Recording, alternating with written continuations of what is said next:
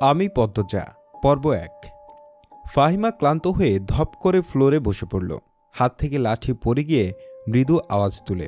তার শরীর ঘেমে একাকার, কপালে বিন্দু বিন্দু ঘাম হাতের তালু দিয়ে মুছে বার কয়েক জোরে জোরে নিঃশ্বাস ফেলল। এরপর চোখ তুলে সামনে তাকাল। রিমান্ডে কোনো পুরুষই টিকতে পারে না। সেখানে একটি মেয়ে আজ ৪ দিন ধরে রিমান্ডে, তার সামনে চেয়ারে বাঁধা অবস্থায় ঝিমুচ্ছে।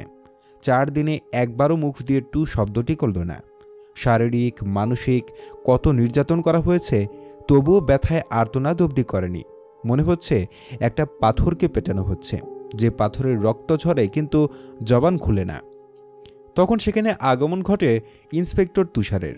তুষারকে দেখে ফাহিমা কাতর স্বরে বলল, সম্ভব না, আর কিছুতেই কথা বলছে না। তুষার অভিজ্ঞ চোখে মেয়েটিকে ২-১ সেকেন্ড দেখল, এরপর গম্ভীর কণ্ঠে ফাহিমাকে বলল, আপনি যান। ফাহিমা এলোমেলো পা ফেলে চলে যায়। তুষার একটা চেয়ার নিয়ে মেয়েটির সামনে বসল।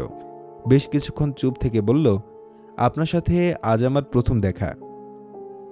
মেয়েটি কিছু বলল না, তাকালো না। তুষার মেয়েটির দিকে সূক্ষ্ম দৃষ্টি মেলে তাকালো, বলল, মা বাবাকে মনে পড়ে? মেয়েটি চোখ তুলে তাকায়, ঘোলাটে চোখ, কাটা ঠোঁট থেকে রক্ত ঝরছে। চোখের চারপাশ গাঢ় কালো, চোখ দুটি লাল। মুখের এমন রং রিমান্ডে আসা সব আসামির হয়।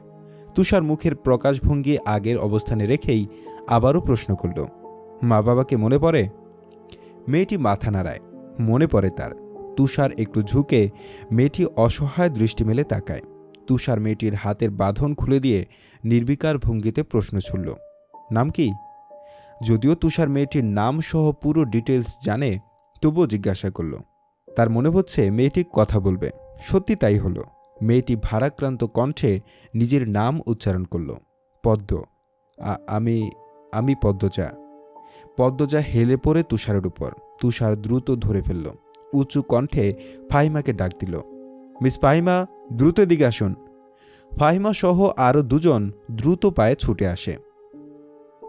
১৯৮৯ সাল। সকাল সকাল রশিদ ঘটকের আগমনে হেমলতা ভীষণ বিরক্ত হন। তিনি বারবার পই পই করে বলেছেন, পদ্মর বিয়ে আমি এখনই দেব না, পদ্মকে অনেক পড়াবো।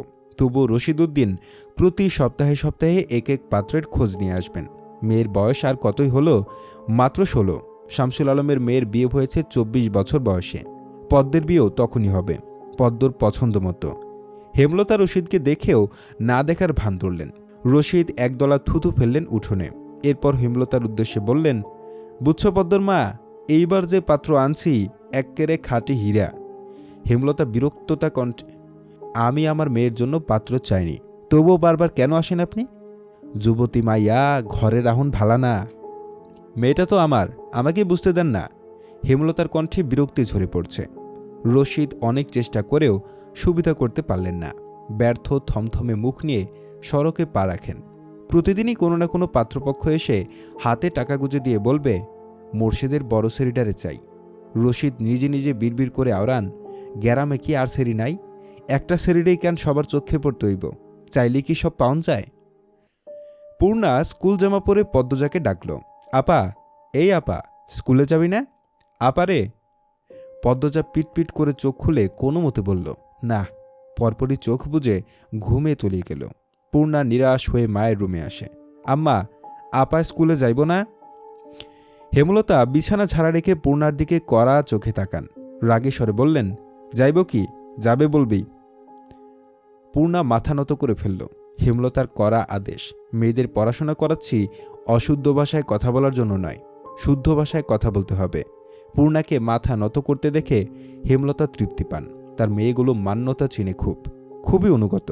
তিনি বিছানা ঝাড়তে ঝাড়তে বললেন, পদ্মর শরীর ভালো না, সারা রাত পেটে ব্যথায় কাঁদছে, থাকুক, ঘুমাক। পূর্ণার কিশোরী মন বুঝে যায় পদ্মজা কিসের ব্যথায় কেঁদেছিল। সে রাতে নানাবাড়ি ছিল বলে জানত না, ভোরেই চলে এসেছে।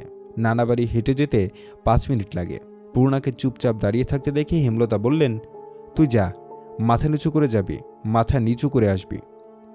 আচ্ছা আম্মা। পূর্ণার রুমে এসে আয়নার সামনে দাঁড়ালো, নিজেকে খুঁটিয়ে খুঁটিয়ে দেখল। এরপর গত মাসে মেলা থেকে আনা লাল লিপস্টিক গাঢ় করে ঠোঁটে মাখে। ১৪ বছরের পূর্ণার ইদানিং খুব সাজতে ইচ্ছে করে।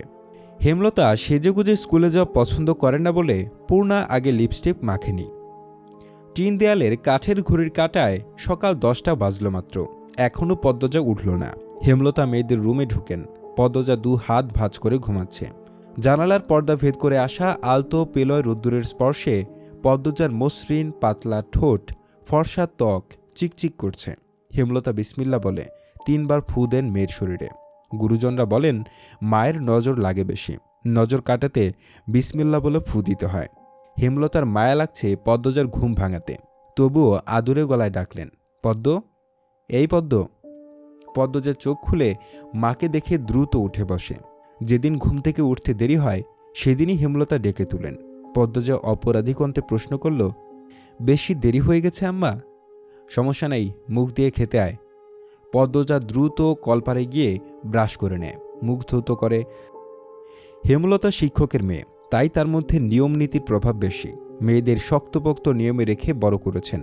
পদ্মজা রান্নাঘরে ঢুকে দেখল প্লেটে খাবার সাজানো। সে মৃদু হেসে প্লেট নিয়ে টেবিলে গিয়ে বসল। তখন হেমলতা আসেন। পদ্ম দ্রুত ওড়না দিয়ে মাথা ঢাকেন। হেমলতার দেওয়া আরেকটা নিয়ম, খাওয়ার সময় মাথা ঢেকে খেতে হবে। পদ্মজা নিশ্চুপ থেকে শান্ত ভঙ্গিতে খেতে থাকল। হেমলতা মেয়েকে সহজ কণ্ঠে বললেন, তাড়াহুড়ো করছিস কেন? মুখ ধুতে গিয়ে চুল ভিজে এসেছিস, খেয়ে রোদে বসে চুলটা শুকিয়ে নিবি। আচ্ছা আম্মা। আম্মা, পূর্ণা প্রেমা আসে নাই? পূর্ণা আসছে, স্কুলে গেছে, প্রেমা দুপুরে আসব।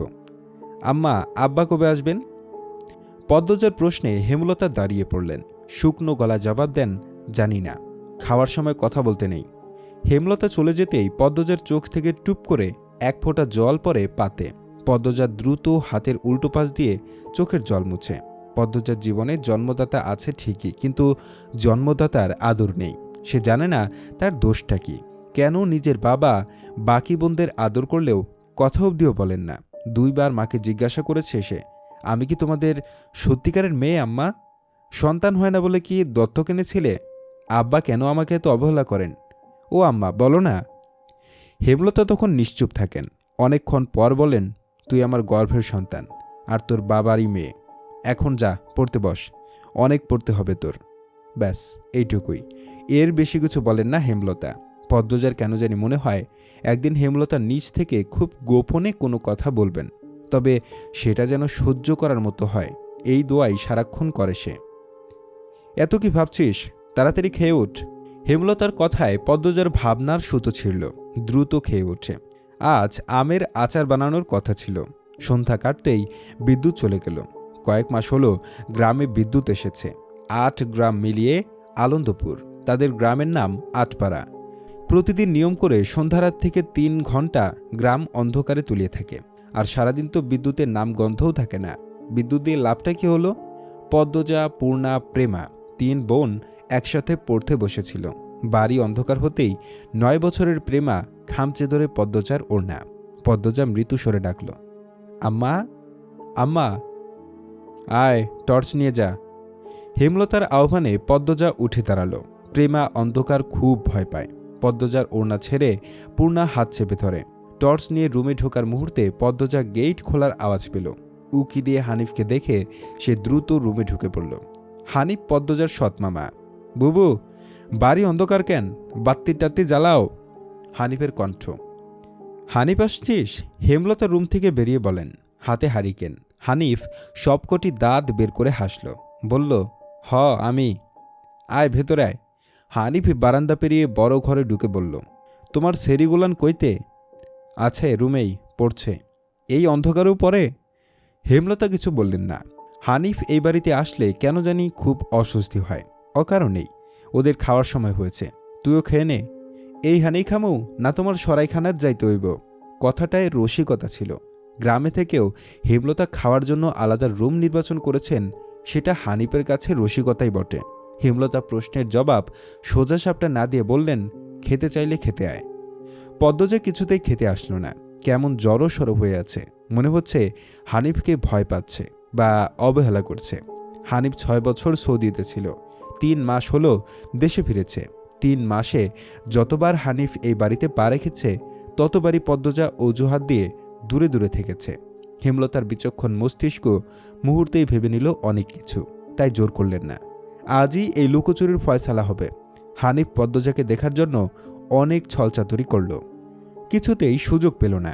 বিদ্যুৎ আসার ঘণ্টাখানেক পর হানিফ চলে যায়। পূর্ণা প্রেমা রুমে ঢুকতেই পদ্মজা ঝাঁপিয়ে পড়ে।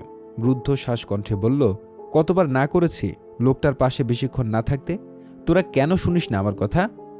পূর্ণা ও প্রেমা বিস্ময়ে হতবিহ্বল। পদ্মজা কখনো তাদের এমন নিষেধ দেয়নি, তাহলে এখন কেন এমন বলছে? হেমলতা রুমে ঢুকতেই পদ্মজা চুপসে গেল। পদ্ম, আমার রুমে আয়। মায়ের এমন কঠিন কণ্ঠ শুনে পদ্মজার কলিজা শুকিয়ে আসে। হেমলতা নিজের ঘরে চলে যান। হেমলতা মেয়ের দিকে তীক্ষ্ণ দৃষ্টিতে তাকিয়ে আছেন। পদ্মজার নতজানু হয়ে কাঁপছে। সুন্দরীরা ভীতু আর বোকা হয় তার দৃষ্টান্ত প্রমাণ পদ্মজা। হেমলতার খুব মায়া হয় পদ্মজার সাথে উঁচু কণ্ঠে কথা বলতে। পদ্মজা রূপসী বলেই হয়তো গোপনে আবেগ লুকিয়ে তিনি বজ্রকণ্ঠে প্রশ্ন করলেন, কি লুকোচ্ছিস? হানিফের সামনে কেন যেতে চাস না? সে কি করেছে? পদ্মজা ফোপাতে থাকে। হেমলতা সেকেন্ড কয়েক সময় নিয়ে নিজেকে সামলান। কণ্ঠ নরম করে বললেন, হানিফ দড়িবাজ লোক, সৎ ভাই বলে বলছি না।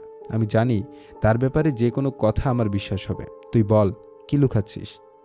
মায়ের আদুরে কণ্ঠে পদ্মজা আচমকা বাঁধ ভাঙা নদীর মতো হু হু করে কেঁদে উঠল।